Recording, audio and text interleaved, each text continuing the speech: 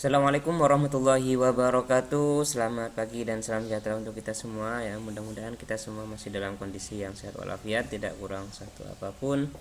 Dan mudah-mudahan kita senantiasa terhindar dari segala macam mara bahaya, termasuk musibah ataupun kondisi pandemi yang masih melanda di wilayah Indonesia, khususnya Jember dan sekitarnya ya.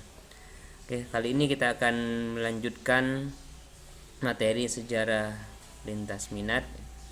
Yang akan kita bahas adalah sejarah sebagai ilmu, kemudian sejarah sebagai peristiwa, sejarah sebagai kisah, dan juga sejarah sebagai seni.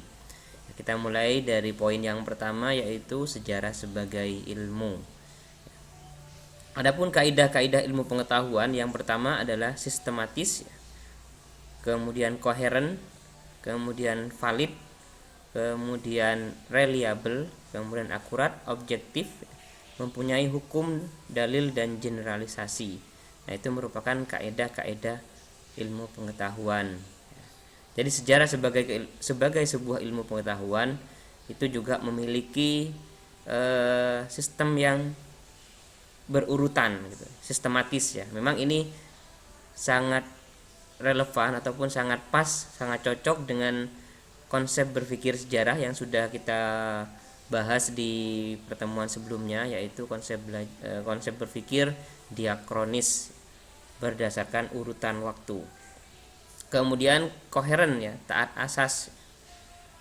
Asas ilmu pengetahuan itu apa saja?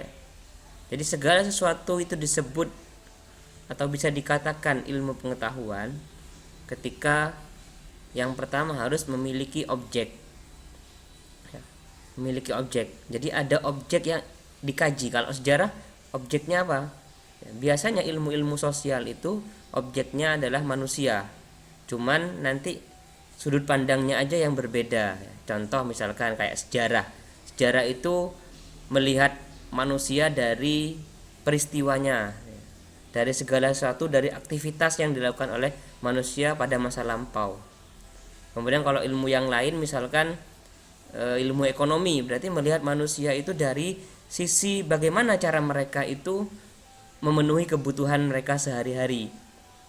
Kemudian kalau sosiologi misalkan, sosiologi itu lebih kepada hubungan sosialnya. Kalau antropologi itu lebih kepada budaya ya, segala sesuatu yang diciptakan oleh manusia itu.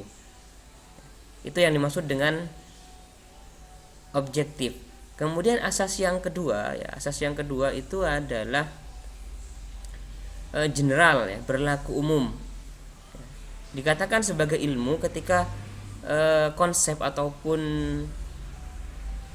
materinya itu berlaku umum, dimanapun sama ya. Contoh misalkan kita belajar sejarah proklamasi kemerdekaan ya, mau di Tanggul, di Jember ataupun di wilayah lain, yang namanya proklamasi kemerdekaan ya pasti maksudnya Indonesia gitu ya, pasti terjadinya ya 17 Agustus tahun 45. Peristiwanya dimulai dari Rengas Dengklok, kemudian penyusunan teks proklamasi dan pembacaan teks proklamasi. Kalau misalkan ilmu yang lain, misalkan yang disebut dengan general ya, katakanlah ya, ilmu matematika misalkan, ilmu matematika ya 1 tambah 1 ya 2 gitu kan, dimanapun ya itu yang dimaksud dengan general atau berlaku umum ya, dimanapun berlakunya sama. Ilmu biologi misalkan ya, kita belajar fotosintesis katakanlah ya, fotosintesis yang membutuhkan CO2 dan menghasilkan O2, oksigen gitu, dimanapun ya begitu gitu. Kemudian selain general, asas ilmu pengetahuan itu yang ketiga adalah empiris ya, sesuai dengan kenyataan, sesuai dengan pengalaman, sesuai dengan kejadian yang sebenarnya, itu yang dimaksud dengan empiris. Kemudian yang keempat itu memiliki metode ya. Berkaitan dengan metodologi penelitian ilmu sejarah nanti kita akan bahas di bab selanjutnya. Kemudian yang terakhir adalah memiliki teori.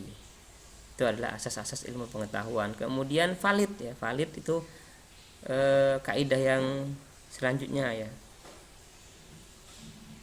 artinya memang benar-benar terjadi gitu kalau berbicara sejarah.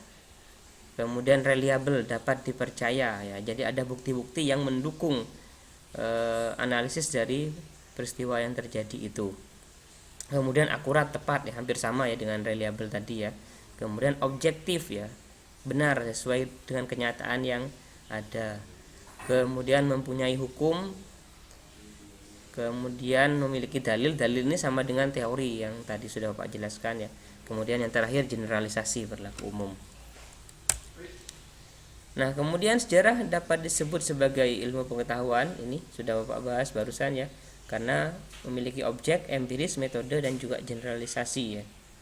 Manusia dalam aktivitas dan berkreativitas dalam ruang dan waktu, itu objek sejarah ya. Segala sesuatu yang dilakukan atau dialami oleh manusia pada masa lampau. Kemudian empiris ya, empiris itu bersandar pada pengalaman berdasarkan sesuatu yang memang benar-benar terjadi.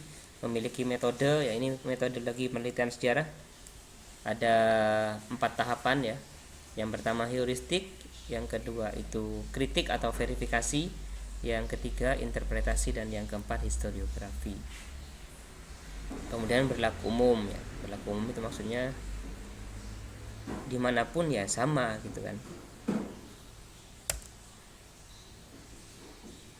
Selanjutnya kita akan bahas sejarah sebagai peristiwa. Sejarah sebagai peristiwa itu kata kuncinya adalah segala satu kejadian yang memang benar-benar terjadi ya, apa adanya. Itu yang dimaksud dengan sejarah sebagai peristiwa. Objektif ya, suatu peristiwa sejarah harus didukung oleh fakta sejarah yang dapat menunjukkan bahwa peristiwa itu benar-benar terjadi ya. Jadi kata kunci dari sejarah sebagai peristiwa adalah segala sesuatu yang memang benar-benar terjadi itu. Kemudian peristiwa sejarah itu harus memiliki arti penting terhadap ilmu pengetahuan ataupun terhadap sumbangsi. Misalkan kalau kita berbicara bangsa dan negara, ya terhadap bangsa dan negara itu. Atau kalau kita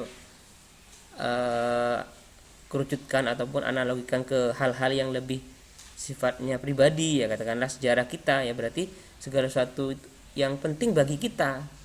Nah, itulah yang dimaksud dengan peristiwa sejarah ya. Berbicara sejarah kita ya, kita secara individu, pasti yang nantinya akan menjadi catatan sejarah kita itu ataupun segala sesuatu yang sering kita ingat ya sebagai suatu peristiwa, itu biasanya yang memang benar peristiwa yang penting ya. Ambil contoh, kita berbicara Indonesia, tidak semua yang dialami ataupun perkembangan yang dialami oleh bangsa Indonesia itu masuk dalam catatan sejarah, tidak semuanya ya.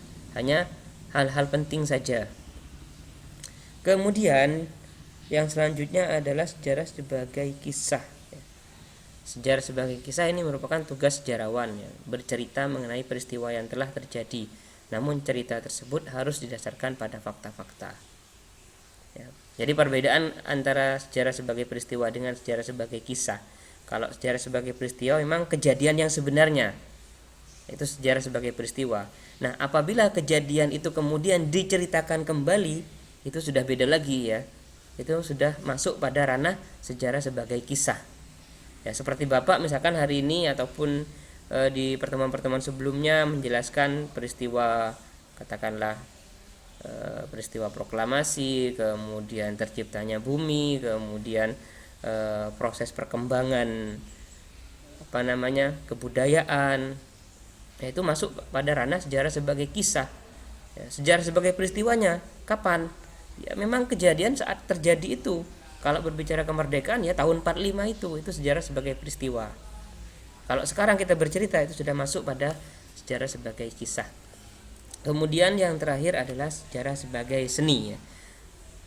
Ini berkaitan dengan proses historiografi atau proses penulisan sejarah itu sendiri ya, yang melibatkan emosi dan juga menggunakan gaya bahasa yang khas. Ciri dari sejarah sebagai seni itu nanti kita akan bahas ya. Jadi harus memiliki beberapa hal, antara lain itu bersifat intuitif gitu ya, kemudian imajinatif. Ya, kita tidak mungkin bisa mengungkapkan peristiwa sejarah itu atau menggambarkan peristiwa sejarah itu secara detail tanpa menggunakan daya imajinasi kita. Ya, karena yang kita ketahui hanya fakta-fakta kecilnya saja, tidak keseluruhan. Ya, untuk seolah-olah sejarah itu hidup kembali, ya maka harus menggunakan intuisi dan juga daya imajinasi kita, termasuk gaya bahasa yang digunakan pada saat penulisan sejarah itu. Oke, ini ya sifat sejarah sebagai ilmu. Yang pertama adalah diakronis, yang memanjang berdasarkan urutan waktu; ideografis, yang menceritakan sesuatu yang bersifat unik; verifikatif, ya, hasil penelitiannya dapat diuji; dan juga empiris, ya, sangat tergantung pada pengalaman manusia. Kita lanjutkan.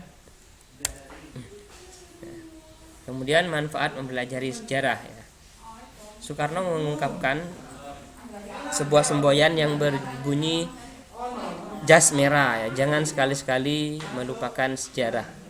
Kemudian mantan presiden Amerika Winston Churchill juga mengungkapkan satu-satunya hal kita pelajari dari sejarah adalah bahwa kita tidak benar-benar belajar darinya.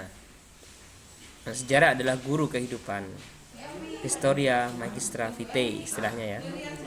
Maka manfaat mempelajari sejarah antara lain, yang pertama adalah sebagai panduan moral dan politik, kemudian sebagai sarana untuk mengenal bangsa sendiri dan bangsa-bangsa lain, kemudian memperkokoh identitas bangsa, kemudian yang keempat latihan berpikir menyeluruh, ya, holistik dan multi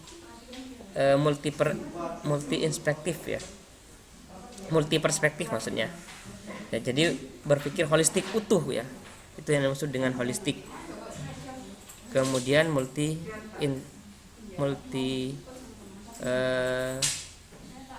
perspektif, ya, maksudnya bisa dilihat dari sudut pandang yang berbeda. Kemudian yang terakhir adalah melatih berpikir diakronis dan juga sinkronis. Ini sudah kita bahas, ya. Berpikir diakronis itu berpikir yang sesuai dengan urutan waktu, sedangkan sinkronis ini berpikirnya adalah di masing-masing waktu itu pasti ada detail-detail peristiwa yang terjadi. Nah, belajar sejarah harus bisa menggabungkan keduanya ini, ya, tidak hanya urutan waktunya saja, tapi detail-detail peristiwa di setiap waktu itu juga harus dipahami. Seperti itu. Oke, ya, itu saja ya mungkin yang bisa Bapak jelaskan sebagai bahan diskusi kalian untuk materi sejarah sebagai ilmu, sejarah sebagai kisah, sejarah sebagai peristiwa, dan juga sejarah sebagai seni. Itu saja Bapak akhiri. Assalamualaikum warahmatullahi wabarakatuh.